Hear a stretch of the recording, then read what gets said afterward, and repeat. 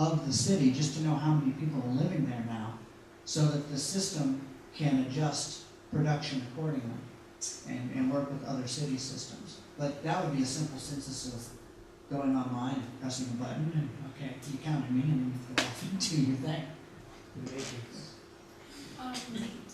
I was thinking when, I didn't attend from the very beginning, unfortunately, but starting from where you tackled or started talking about abundance.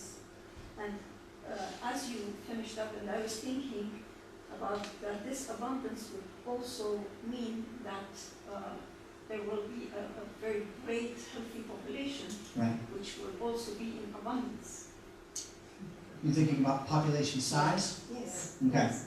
And I was thinking, how does your science projection, what is the connection with ethics? Especially that there will be grown-ups, a lot of grown-ups, and about the young ages. And for example, I noticed here that some of the elderly people were noticing that the young people are attracted to sentimentality much more than the human aspect, and they find that they are not so keen, the young people, about helping the elderly who may need help.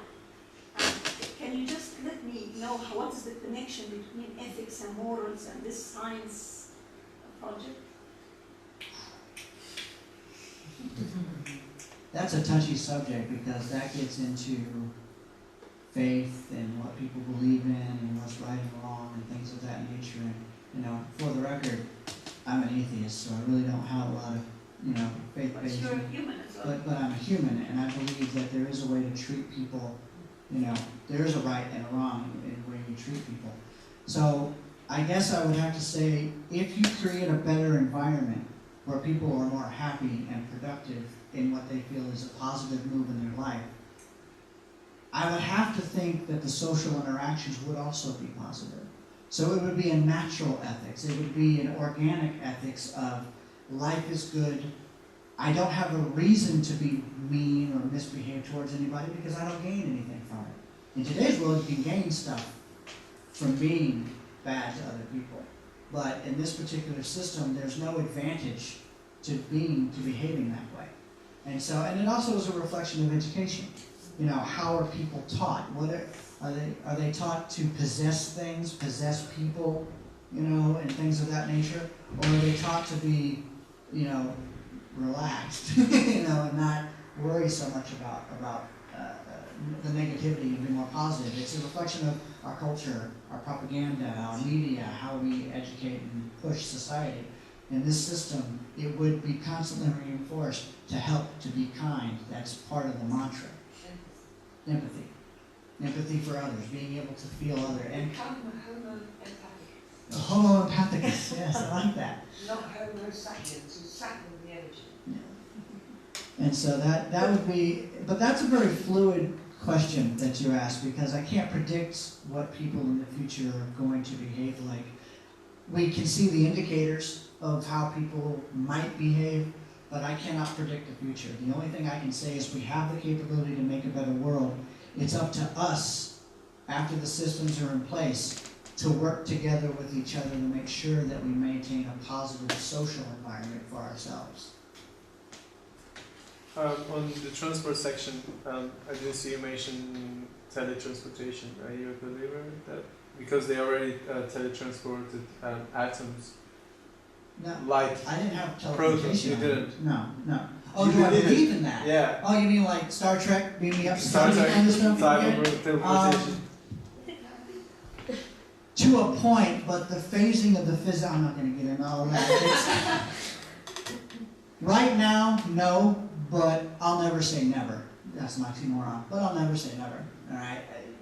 This molecules, and especially proteins and stuff, are so complicated that the ability for a system to regenerate that at a distance and get all the electrons in the right place. We're doing good to do one, proton or whatever it was that was done. They've done a proton, they've done an electron, they've done some things. But that's one, and not over a very large distance. The moment they can do a piece of paper or something like that, I'll be impressed.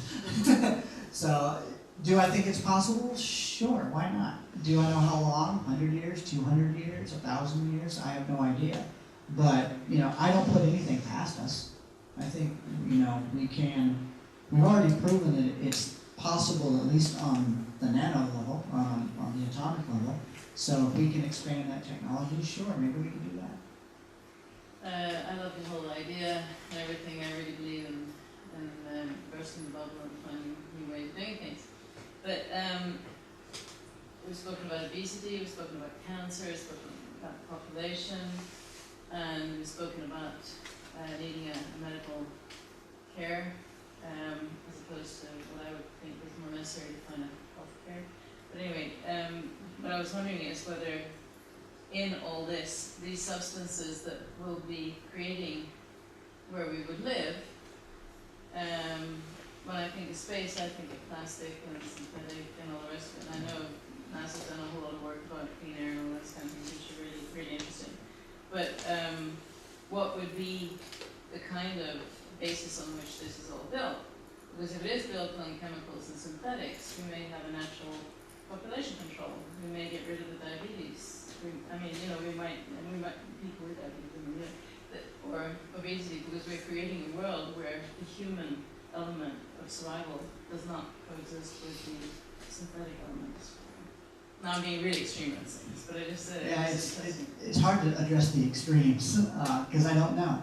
You know, But is it plastic synthetic or is it natural? No, it's as natural as it can be. The whole purpose is to revert back to nature, but using technology to do it. So it's not living in plastic bubbles. And anything that would be invented or used, there would be real analysis on its long-term effects. There would be 5-year studies or 10-year studies on any new materials on how it would affect people.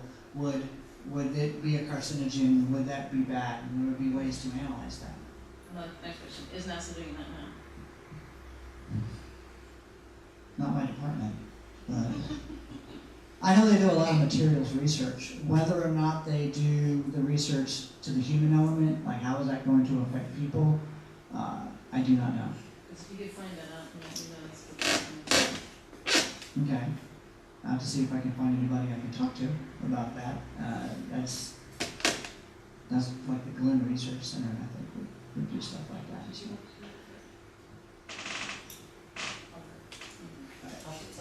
Yes. We've just recently become an urbanised planet, which is like when the more of the world population lives in an urban setting. If this like happened, you move to an abundance world, would you see the world reverting to a more rural setting? And if so, how would that then affect transport? Like when I go on a train, instead we go like more the vacuum one, you go at 400 kilometers before it's viable, no acceleration needs. Right.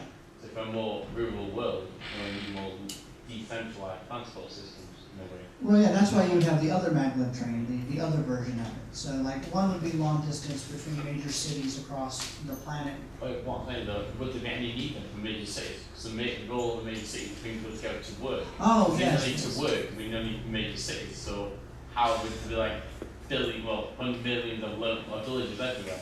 Okay, I see what you're saying. So what would there be cities? Because you need a metro. I guess It's your abundance full, so you don't need. I would say John, well, yes, there would be, and here's why. The cities would be the regional production hubs. They would be your area that would be doing all the food manufacturing, all the product creation. It would be making all the TVs. Everything's localized. There's no more.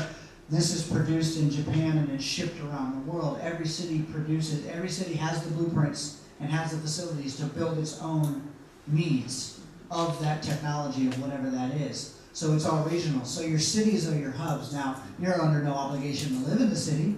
The technology can go into the rural, so if you want to live in the woods a little bit, but still have the technological abundance, you might have to travel more to go and get the stuff at the distribution center. That's a choice you have to make. If you lived in the city directly, it's kind of at your fingertips. So, but that's decisions people make today. Do they want to live urban? Do they want to live metropolis? Do they want to live in the woods? Okay, so you're like future world of abundance, and you'd be like you'd be like ancient Greece in a way, like lots of little city-states supporting their sort of catchment area, Right. rather than countries made up of cities. Right. Each city is its own government in a way. Yeah. Yeah, there's no more national governments. There's definitely no global New World Order nonsense. There's none of that either. I get attacked with that a lot. You want one world government? No, actually, I want no government. Well, at least not on that level. I want to reduce it. We're not communism. We're not socialism. We're not any ism that's ever been developed. Now, we might grab bits and pieces from certain political ideologies. I mean, we're grabbing the democracy bit. We want that part. There's good and bad in all the systems.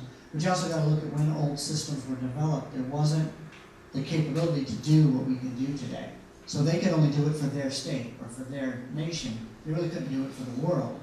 And so there's a big hole in the capabilities there, whereas now we can. And so we grab the best bits and use technology to help cover the rest. I think human emotion will be taken out of making the decision more. Right.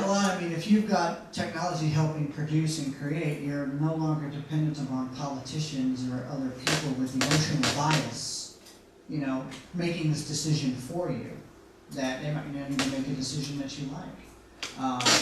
And statistics show, as the population gets more informed, you get a 50-50 split. Just look at America with the Republicans and the Democrats. It's basically 50-50 down the nation. Think about flipping a coin. You flip a coin enough times, it ends up being a 50-50 split. Well, that's kind of where we've gotten to our political, we've stalemated now. We're now down to the 50-50 split on pretty much every issue. Because it's all opinion. I'm right, you're wrong, two sides, we're done. It's bipolar madness. And so, in order to get past that, you really do need to take people out of the loop and eliminate those biases on things that matter the most to existence, to the food, shelter, clothing, production of items and things of that nature. The only governance would be, I hesitate to say guilds or whatever, because it all depends on how it would come together. We still need to progress with the idea, but if you needed to build a bridge because there's a necessity, the engineers that would be responsible for that would find out, do you have the resources to pull that off? Is it available? Is it viable? Is it going to serve a positive need? There are statistical analysis to do that. It's not based on opinion, but it's based on data and fact. And then you arrive at a decision. You don't just make a decision. You arrive at one through proper analysis. But don't you, as a scientist, believe that analysis and statistics can be manipulated to serve your own ends? Yes, it can. And I would say that that is a byproduct of the system we live in now, not true science. Because think about, how do the scientists get their funding? They get their funding by promoting a certain viewpoint. So you can skew the data. That's why I laughed at that global warming debacle when some scientists were saying one thing and some were saying the other things. Well, of course they are. They're funded to say this, and they're funded to say that. So now get rid of that and be scientists and stop being profit motivated. They're motivated to say that because they have to pay the rent too. They got to feed their family. They're doing what they need to do to maintain their job, to live. Whereas if they could alleviate that from their mindset and be true scientists, they will arrive at the right answer and not a biased one because of some outside influence. So what do you believe about global warming? Get off the camera. No.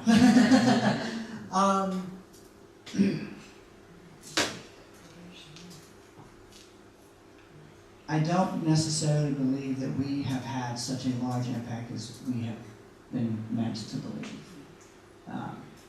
We still don't know a lot about the giant ball of flame in the sky and how it behaves and what it does. We've only been studying the sun for, 100 years maybe? And they did it way in earlier times where they kind of just noticed sunspots, but they didn't understand plasma dynamics of a solar rotating spheroid. Okay, so we don't know what we don't know about the sun. And it's been around a very long time, and we don't know what its cycles may be.